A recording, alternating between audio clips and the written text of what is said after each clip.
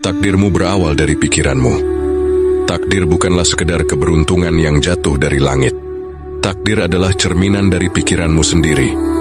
Pikiran adalah akar dari segalanya. Apa yang kamu rasakan, apa yang kamu lakukan, dan pada akhirnya apa yang kamu dapatkan, semuanya bermula dari bagaimana caramu berpikir. Tuhan tidak akan mengubah nasib suatu kaum hingga mereka mengubah dirinya sendiri. Dan perubahan itu dimulai dari pikiran. Siapapun bisa jadi apapun. Berhentilah merasa rendah diri, karena saat Anda merendahkan diri sendiri, tanpa sadar Anda sedang menghina kuasa zat yang telah menciptakan Anda. Dengar baik-baik siapapun Anda saat ini, dari manapun latar belakang Anda memiliki hak yang sama untuk menggenggam mimpi yang paling besar di dunia ini. Jangan pernah biarkan pikiran kerdil membisikkan bahwa orang biasa seperti saya tidak pantas untuk sukses. Sadarilah Anda adalah mahakarya Tuhan yang dibekali potensi seluas samudera. Tapi kenapa Anda memilih untuk mengurung diri dalam gelas kecil bernama rasa minder? Keajaiban tidak akan pernah datang kepada mereka yang merasa tidak layak. Keajaiban hanya menjemput mereka yang berani mendongak ke langit dan percaya bahwa Tuhan sanggup mengubah nasib hambanya hanya dalam sekejap mata. Buang jauh-jauh tembok ketidakmungkinan itu dari kepala Anda. Ingat, batas hidupmu adalah setinggi batas keyakinanmu. Jika Anda berani percaya, maka seluruh semesta akan dipaksa bergerak untuk membantu Anda. Siapapun bisa jadi apapun. Dan itu dimulai saat Anda berhenti menjadi musuh terbesar bagi diri Anda sendiri.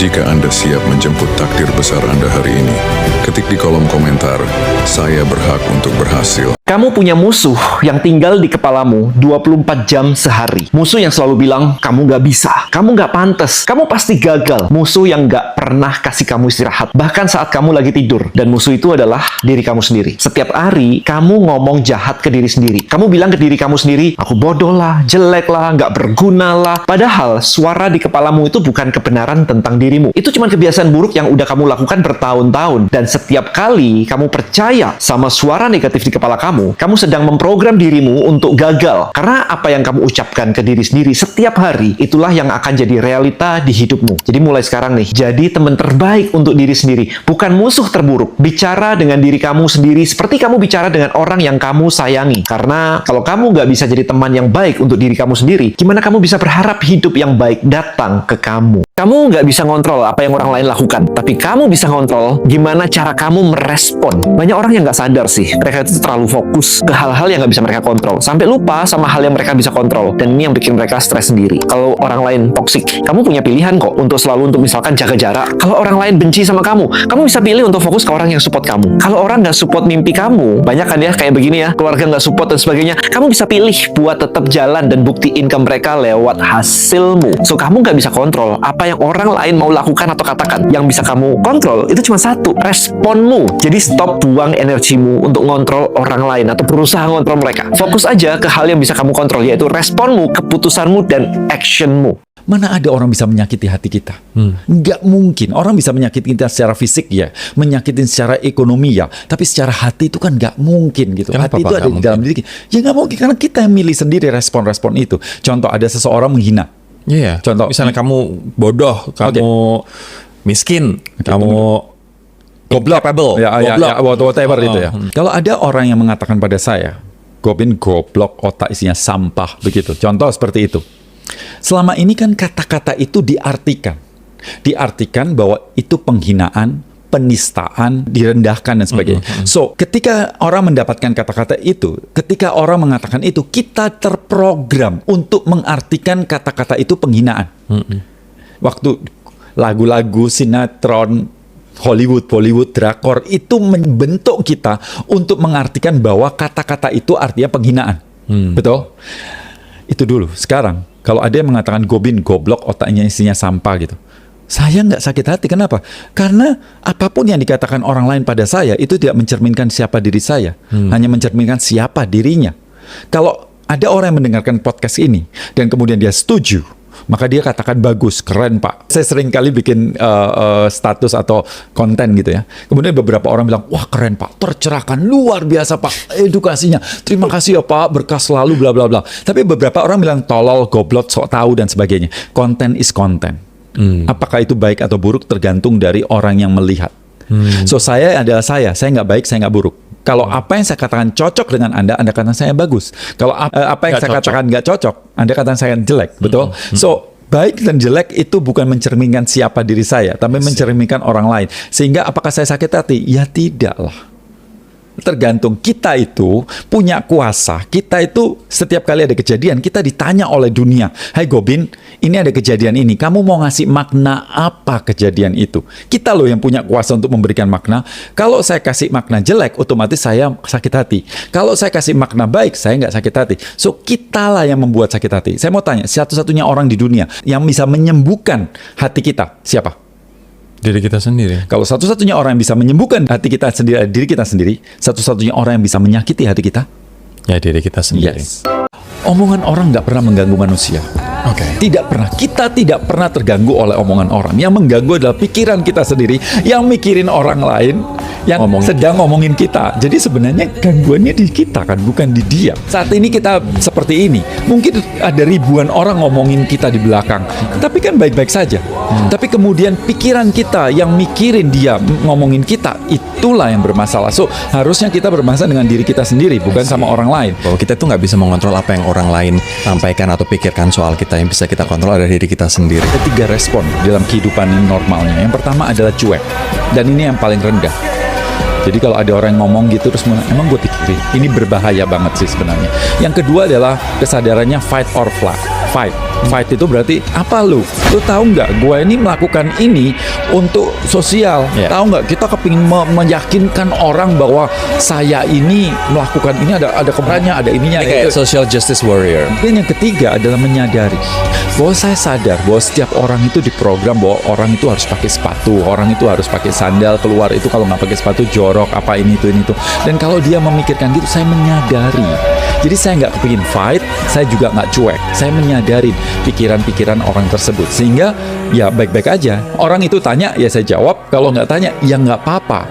I'm aware of that. That's all.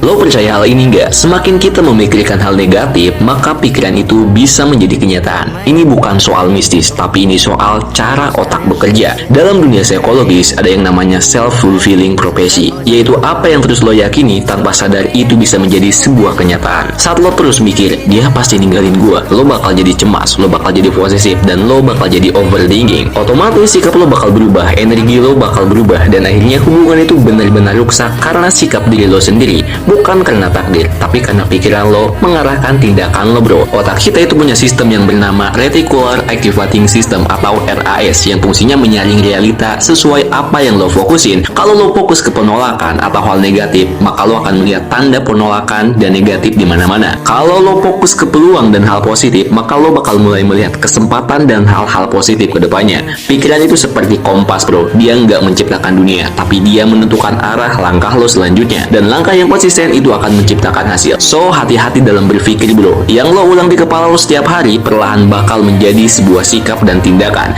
Dan sikap tindakan lo bakal jadi sebuah kebiasaan. Dan kebiasaan bakal menjadi kenyataan. Ingat, hidup lo bukan ditentukan oleh nasib, tapi ditentukan oleh pikiran yang paling sering lo pelihara setiap hari di kepala lo, bro. Kalau lo mau realita berubah, jangan mulai dari keadaan, bro, tapi mulai dari isi kepala. Karena dunia luar selalu mengikuti arah dunia dalam. Buat lo yang pengen belajar gimana caranya mengendalikan pikiran kita, lo wajib banget baca buku The Manipulative. Karena di sana udah gue bahas step by stepnya, langkah-langkahnya gimana biar lo selalu jaga pikiran lo. Buat lo yang pengen baca, klik aja linknya ada di bio atau DM aja ya, bro. Tahukah kamu kekuatan pikiran dan perasaanmu itu? Mereka adalah perangkat dari Tuhan untuk menentukan jalan hidupmu sendiri.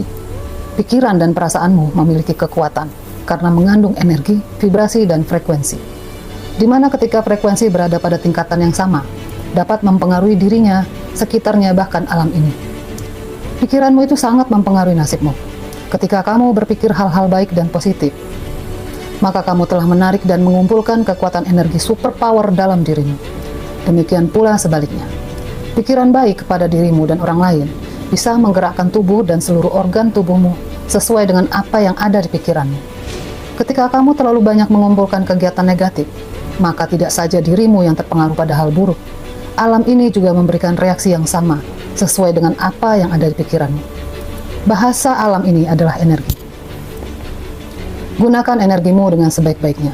maka vibrasi yang kamu lepaskan pun akan diterima dengan baik oleh alam semesta ini. Melakukan kegiatan yang positif, bahkan hanya sekedar berpikir yang positif saja, kamu telah menarik energi positif ke dalam tubuhmu. Namun tidak banyak yang bisa mempertahankan energi itu ketika telah berkumpul dengan vampire energi. Energi positif akan terkuras hingga tak tersisa. Justru kamu telah menarik energi negatif masuk ke dalam hidupmu dan menyisakan rasa benci, kesal, dan marah menghadapi banyak kesulitan. Energimu penentu nasibmu. Mudah mendapatkan uang, tetapi hati tidak tenang, tidak bahagia, sulit berkonsentrasi, dan dihantui dengan berbagai perasaan negatif akibat dari pikiran yang tidak terkendali atau terkontaminasi dengan energi toksik yang ada di sekitarmu. Lalu bagaimana agar energi positif tetap stabil? Sering-seringlah berpikir positif dan merealisasikannya, walaupun tidak menghilangkan pikiran negatif, dan pikiran negatif itu hanya sebagai antisipasi saja, bukan sebagai teman sehari-hari. Siapapun bisa jadi apapun. Berhentilah merasa rendah diri, karena saat Anda merendahkan diri sendiri, tanpa sadar Anda sedang menghina kuasa zat yang telah menciptakan Anda. Dengar baik-baik siapapun Anda saat ini, dari manapun latar belakang Anda memiliki hak yang sama untuk menggenggam mimpi yang paling besar di dunia ini. Jangan pernah biarkan pikiran kerdil membisikkan bahwa orang biasa seperti saya tidak pantas untuk sukses. Sadarilah Anda adalah mahakarya Tuhan yang dibekali potensi seluas samudera. Tapi kenapa Anda memilih untuk mengurung diri dalam gelas kecil bernama rasa minder? Keajaiban tidak akan pernah datang kepada mereka yang merasa tidak layak. Keajaiban hanya menjemput mereka yang berani mendongak ke langit dan percaya bahwa Tuhan sanggup mengubah nasib hambanya hanya dalam sekejap mata. Buang jauh-jauh tembok ketidakmungkinan itu dari kepala Anda. Ingat, batas hidupmu adalah setinggi batas keyakinanmu. Jika Anda berani percaya, maka seluruh semesta akan dipaksa bergerak untuk membantu Anda. Siapapun bisa jadi apapun. Dan itu dimulai saat Anda berhenti menjadi musuh terbesar bagi diri Anda sendiri. Takdirmu berawal dari pikiranmu. Takdir bukanlah sekedar keberuntungan yang jatuh dari langit. Takdir adalah cerminan dari pikiranmu sendiri. Pikiran adalah akar dari segalanya. Apa yang kamu rasakan, apa yang kamu lakukan, dan pada akhirnya apa yang kamu dapatkan, semuanya bermula dari bagaimana caramu berpikir. Tuhan tidak akan mengubah nasib suatu kaum hingga mereka mengubah dirinya sendiri. Dan perubahan itu dimulai dari pikiran. Kalau hidup lo nggak berubah, berarti cara pikir lo masih sama. Banyak orang pengen hidupnya naik level, tapi lupa kalau yang harus di-upgrade dulu itu pikirannya. Lo nggak bisa dapetin hasil baru kalau terus mikir dengan pola lama. Upgrade mindset itu bukan sekadar baca motivasi, tapi mulai ngelawan rasa malas, ego, dan kebiasaan lama yang ngerem lo. Karena dunia terus berubah, dan yang bertahan bukan yang paling kuat, tapi yang paling mau belajar. Bahwa hidup kita itu dibentuk oleh pikiran kita. Kita menjadi apa yang kita pikirkan.